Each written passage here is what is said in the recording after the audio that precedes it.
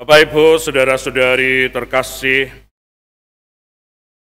permasalahan yang kita dengarkan dari bacaan Injil pada hari ini adalah dosa yang serius dan berat dalam kacamata Yudaisme.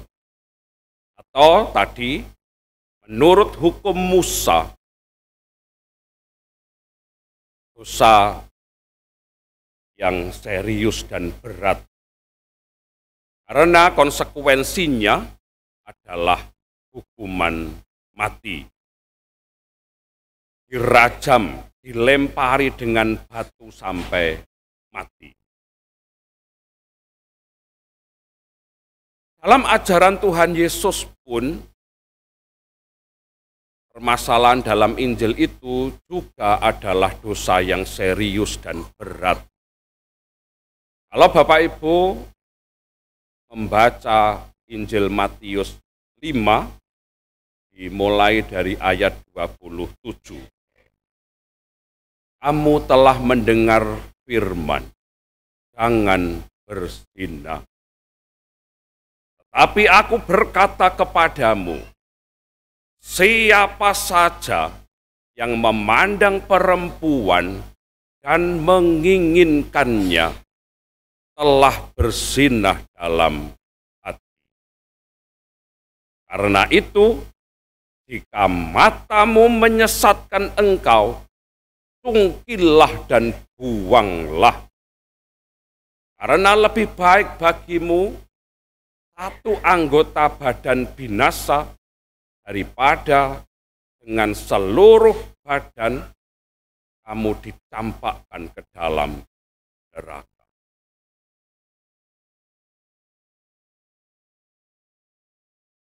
Jadi Bapak Ibu, saudara-saudari, hal pertama yang mungkin bisa kita renungkan adalah kita diajak pada, kalau Injil hari ini menjadi cermin bagi kita diajak untuk bercermin melihat diri kita.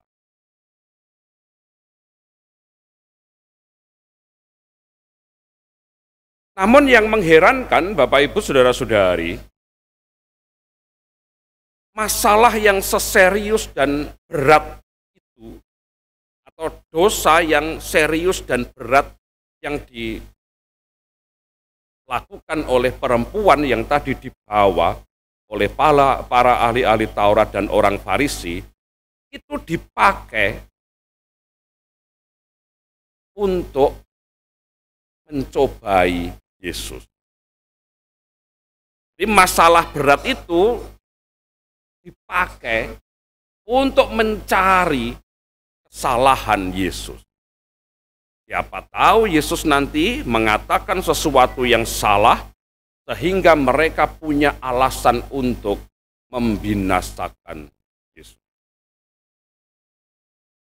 Di satu sisi mengherankan, ini hal serius, hal besar, hal berat,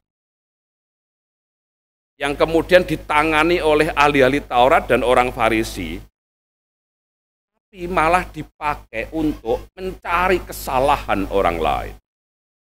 Dalam hal ini dipakai untuk mencari kesalahan Yesus. Di dalam hal ini Tuhan Yesus langsung dihadapkan kepada dua dilema. Dilemanya adalah yang pertama, menyikapi masalah yang serius dan berat itu, atau merespon niat jahat ahli-ahli Taurat dan orang-orang Farisi yang hendak mencelakai dia. Dan dilema yang kedua adalah menghukum perempuan yang dihadapkan kepadanya tadi seturut hukum Musa, atau mengampuni secara total.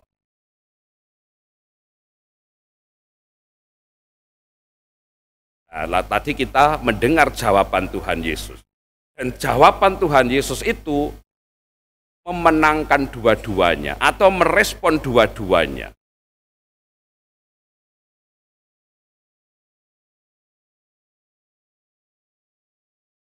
siapa di antara kamu yang tidak berdosa, hendaklah melempar batu kepada perempuan itu yang pertama. Atau dalam bahasa yang saya ilustrasikan, jawaban Tuhan Yesus itu yang merespon dua-duanya, lempar. Lempar, artinya seturut hukum Musa, lempar. Tapi dimulai dari yang tidak berdosa. Lalu Tuhan Yesus membungkuk lagi dan menulis, entah apa yang ditulis. Hingga beberapa saat kemudian, kok tidak ada respon, lalu Tuhan Yesus menyapa perempuan itu. Jadi Bapak Ibu saudara-saudari, kalau diceritakan ulang begitu, masing-masing dari kita menceritakan, ada permasalahan yang serius dan berat. Karena hukumannya adalah hukuman mati. Tapi masalah yang berat itu dipakai untuk mencari kesalahan Yesus. Yesus dihadapkan kepada dua dilema. Sama seperti kalau Bapak Ibu mungkin ingat ketika Yesus juga dihadapkan pada pertanyaan yang mencobai, misalnya, boleh hendak membayar pajak kepada kaisar? Dan hari ini Tuhan Yesus merespon dilema itu dan menjawabnya sekaligus. Satu sisi dia merespon lempar dengan batu, artinya seturut hukum Musa. Dan yang kedua, tetapi dimulai dari yang tidak berdosa. Nah, dari situ Bapak Ibu saudara-saudari, jawaban Tuhan Yesus itu menyentak kita dan sekaligus juga memberi kesadaran baru kepada kita. Nah, kesadaran baru itu adalah yang pertama, Tuhan tidak mentolerir dosa sekecil apapun. Padahal dalam Injil Matius 5 tadi ayat 28, siapa saja yang memandang perempuan dan menginginkannya, artinya ini kan soal memandang saja, tetapi itu pun juga sudah ditekankan oleh Tuhan Yesus. Diperingatkan oleh Tuhan Yesus. Nah, semoga hari ini kita mempunyai kesadaran baru bahwa Tuhan tidak mentolerir dosa sekecil apapun. Tetapi kita juga sadar bahwa kita ini manusia lemah, rapuh, gampang sekali jatuh ke dalam dosa. Kita punya kecenderungan kepada dosa.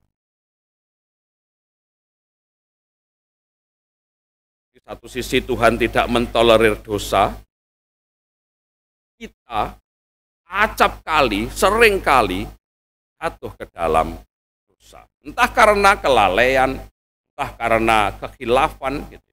Atau memang karena kita punya niat jahat, rancangan-rancangan jahat. Tapi kita bersyukur bahwa Tuhan Yesus telah membayar lunas untuk menebus kita, orang berdosa. Jadi semoga yang pertama kita punya kesadaran itu. Tuhan tidak mentolerir dosa sekecil apapun. Kita ini orang yang gampang jatuh ke dalam dosa. Tapi kita juga bersyukur karena Tuhan Yesus membayar lunas dosa kita itu untuk menebus kita. Nah, kesadaran yang kedua, Bapak Ibu Saudara-saudari, kita tahu akhirnya dari bacaan Injil tadi itu, lebih-lebih sikapnya orang-orang ahli-ahli Taurat dan orang Farisi, yang malah menggunakan keberdosaan perempuan tadi, dipakai untuk mencari kesalahan Tuhan Yesus. Dari situ kita punya kesadaran bahwa ternyata manusia itu kita punya kecenderungan untuk menghukum. Jadi kalau ada kesalahan, gitu ya, ada keberdosaan, gitu, manusia punya kecenderungan untuk menghukum. Dan lebih parahnya, Bapak Ibu Saudara-saudari, kita ini malah punya kecenderungan untuk mengentertain dosa atau kesalahan orang lain. Entah untuk kepentingan diri kita sendiri, atau memang itu ya di-entertain. Kalau Bapak Ibu mengikuti pemberitaan media sosial, televisi gitu ya, kita sering melihat itu. Di keberdosaan, kesalahan yang serius dan besar dari orang lain, itu malah di-entertain sedemikian rupa, demi kepentingan diri sendiri, atau untuk semakin malah memperpuruk keadaan orang yang bersalah. Dan seakan-akan ketika kita mengentertain kesalahan orang lain, kita itu merasa sebagai orang yang tidak punya salah. Rasa sebagai orang yang tidak punya dosa. Nah, dari pihak Allah, Allah memilih untuk membuka pintu pertobatan dan pengampunan. Jadi, yang kedua, kita diajak pada kesadaran, iya ya, kita itu malah cenderung untuk menghukum orang lain. Kita malah cenderung mengentertain atau kesalahan orang lain, mengumbar kesalahan orang lain. Seakan-akan kita tidak pernah punya salah. Tapi Allah memilih untuk mengampuni, membuka pintu pertobatan dan pengampunan. Maka jawaban Tuhan Yesus tadi kepada perempuan ketika ditanya, tidak adakah yang menghukum engkau? Tuhan Yesus menjawab, aku pun tidak menghukum engkau. Pergilah dan jangan berbuat dosa lagi. Lalu kesadaran yang ketiga, Bapak Ibu Saudara-saudari, sampai pada kesadaran yang ketiga ketika mendengarkan bacaan Injil pada hari ini, yaitu kesadaran akan keberdosaan diri kita dan juga kemauan untuk pertobatan. Maka kita bisa melihat tadi orang-orang yang terlibat di dalamnya. Ahli-ahli Taurat dan orang Farisi pergi satu persatu, mulai dari yang tertua. Kenapa mereka pergi?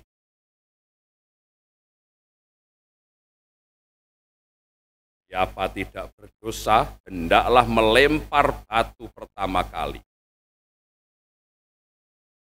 Mereka pergi satu persatu, mulai dari yang. Apakah mereka punya kesadaran akan keberdosaannya? Mungkin. Apakah mereka kemudian bertobat? Entahlah. Tetapi pribadi-pribadi yang terlibat tadi, ada orang-orang Farisi dan ahli-ahli Taurat yang semula hendak mengajukan masalah yang berat itu, mencari jawaban Tuhan Yesus. Tetapi pada akhirnya mereka pergi. Yang kedua, perempuan yang kedapatan berbuat dosa tadi. Oleh Oleh Tuhan Yesus perempuan tadi disuruh pergi dengan pesan, dan jangan berbuat dosa lagi. Mulai dari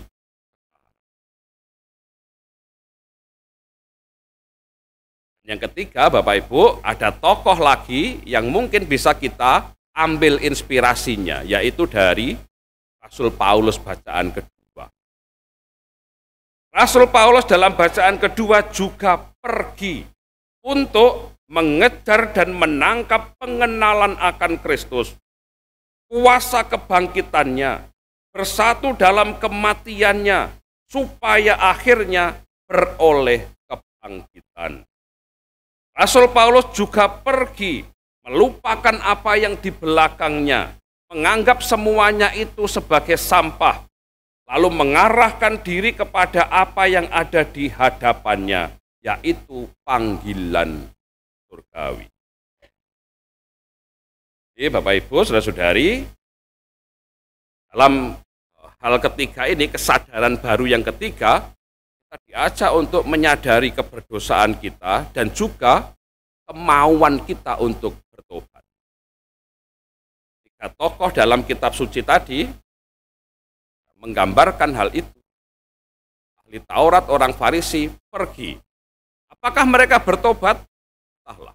Apakah mereka menyadari keberdosaannya? Mungkin. Perempuan tadi pergi dan kemudian diberi pesan jangan berbuat dosa lagi mulai sekarang. Rasul Paulus sangat jelas, ya pergi untuk lupakan apa yang di belakangnya, mengarahkan diri kepada apa yang ada di hadapannya, yaitu panggilan surgawi. Pilihannya sekarang ada pada diri Bapak Ibu, saudara-saudari masing-masing, dan juga